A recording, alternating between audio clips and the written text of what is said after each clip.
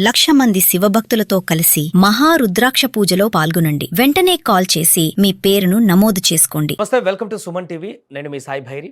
గత వారం రోజులుగా బంగారం ధరలు ఊహించని స్థాయిలో తగ్గుదల కనిపిస్తుంది. అసలు ఎందుకు ఇంత భారీగా తగ్గుతున్నాయి? రాబోయే రోజుల్లో కూడా తగ్గుతాయా లేక పెరుగుతాయా? ఏం జరుగుతుందనేది కూడా మనం పూర్తిగా తెలుసుకునేటువంటి ప్రయత్నం చేద్దాం. మనతో పాటు వర్తక వ్యాపార సంఘ సెక్రటరీ గారు కిషన్ రావు గారు జాయిన్ అవుతున్నారు. సార్ నమస్తే. సార్ నమస్తే సార్, వరుసగా తగ్గుతున్నటువంటి పరిణామం, ఒకవైపు పశ్చిమ దేశాల్లో యుద్ధము, ఇంకా అంతర్జాతీయ పరిణామాలు, ఇవన్నీ మొన్న పెంచినటువంటి సుంకం ధరలు ఇవన్నీ చూస్తే ఇంకా పెరుగుతాయి కావచ్చు అని చెప్పేసి అనుకుంటున్న సందర్భంలో ఊహించని విధంగా భారీగా తగ్గుదల కనిపిస్తుంది. 8,000కు పైగా తగ్గినట్టుంది గత వారం రోజుల్లోనే. ఎందుకు సార్ ఇంత భారీ తగ్గుదల? ఇది మన దగ్గర బంగారం నిల్వలు ఎక్కువ ఉన్నాయి.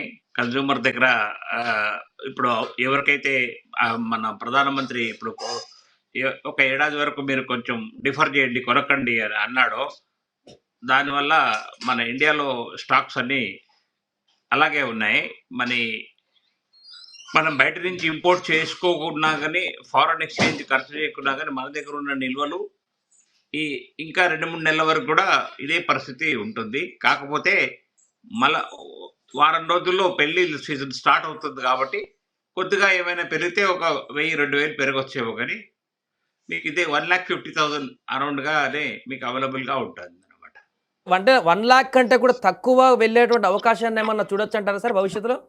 అంటే ఇప్పుడు ఎవరైతే వర్తకుల దగ్గర బంగారం ఉంటుందో వాళ్ళు ఎక్కడి నుంచో వేరే వాళ్ళ దగ్గరికి వెళ్ళి తెస్తారు. వాళ్ళకు డబ్బులు ఇవ్వాల్సి ఉంటుంది కాబట్టి కొంచెం తక్కువకైనా అమ్మేయాల్సి వస్తుంది. కాబట్టి ఈ బంగారం వస్తువులు కానీ ముడి బంగారం కానీ కొంచెం తగ్గుముఖం ఉండడానికి ఛాన్సెస్ ఉన్నాయి. సో ఇప్పుడు వెండి కూడా అదే దారిలో పయనిస్తుందంటారా, లేకుంటే వెండికి ఏమైనా ప్రత్యేకమైన స్థానం ఉందా? ఎందుకంటే అది సోలార్లో, అదేవిధంగా ఎలక్ట్రానిక్ వెహికల్స్లో వాటికి సంబంధించిన పార్ట్స్ వాడుతున్నారు. భవిష్యత్తులో అంతా వెండిదే అంటూ కూడా గతంలో ఒక టాక్ వచ్చింది. బట్ అది కూడా తగ్గుదల కనిపిస్తూనే ఉంది. దాని పరిస్థితి ఏంటంటారు సార్? ఇండస్ట్రీస్ కావాల్సింది కాబట్టి తగ్గడానికి అవకాశం లేదు, కానీ తగ్గుతుంది. ఎందుకంటే ఈ ఇంటర్నేషనల్గా ఇండియాలో వాళ్ళు అనుకున్న దానికంటే ఎక్కువ సిల్వర్ ఉంది. దానివల్ల కూడా ఇప్పుడు మనం ఎక్కడి నుంచి కొనాల్సిన అవసరం లేదు.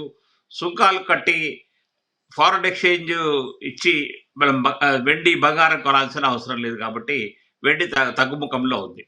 అంటే ఫ్యూచర్లో అయితే పెరిగే అవకాశం ఉందంటారా సార్? అంటే ఎప్పటి నుంచి ఎక్స్పెక్ట్ చేయొచ్చు ఇది నెక్స్ట్ ఇయర్? ఇన్వెస్టర్లకు ఒక 1-2 నెలల్లో మాత్రం మళ్ళీ విపరీతంగా పెరుగుతాయి.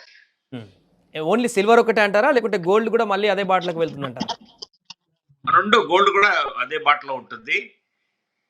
ఎంత తగ్గిందో 10,000 నుంచి 15,000 రూపాయలు మళ్ళీ పెరిగే ఛాన్స్ ఉంటుంది. అంటే లాస్ట్ గరిష్టంగా మనం ఎంతో చూడొచ్చు సార్ ఈ సంవత్సరంలో 2026లో? ఎందుకంటే అంతకుముందు మాట్లాడుకున్నాం, డిసెంబర్లో భారీగా పెరిగినప్పుడు 2026లో ఖచ్చితంగా 2,00,000 మార్కును తాకుతుంది అని చెప్పేసి అన్నారు చాలామంది.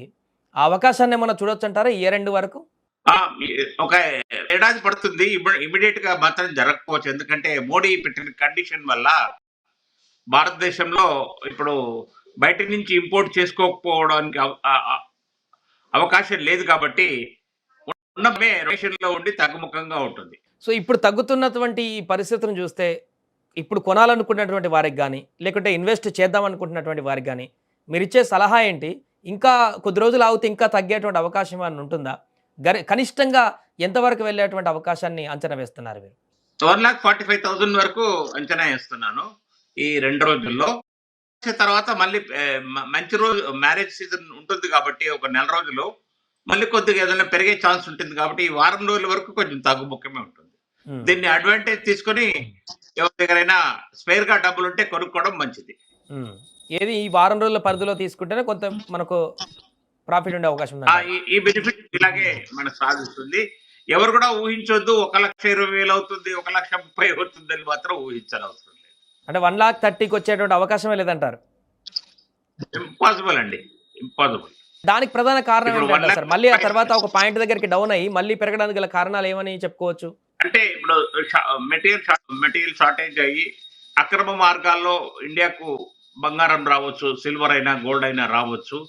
అప్పుడు కన్స్యూమర్కు అవసరం ఉంటుంది. కాబట్టి కొనుగోలుదారులు ఎక్కువ ఉంటారు, అమ్మేవాళ్ళు తక్కువ ఉంటారు. కాబట్టి పెరిగే ఛాన్స్ ఉంటుంది. రైట్. ఫైనల్గా ఏం చెప్పొచ్చు సార్ ఈ వరుస పరిణామాలన్నీ చూస్తే?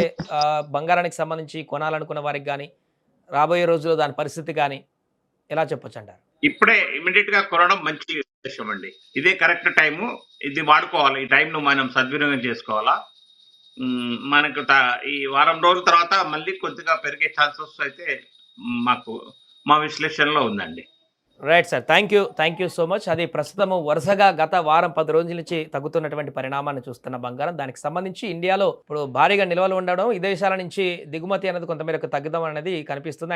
అండ్ పెళ్ళిళ్ళ సీజన్ కూడా ఇంకా రాలే కాబట్టి ఆ పరిస్థితి ఉంది. వారం రోజుల్లో మళ్ళీ కంబ్యాక్ పెరుగుదల ఉంటుందంటూ కూడా వారు చెప్తున్నారు.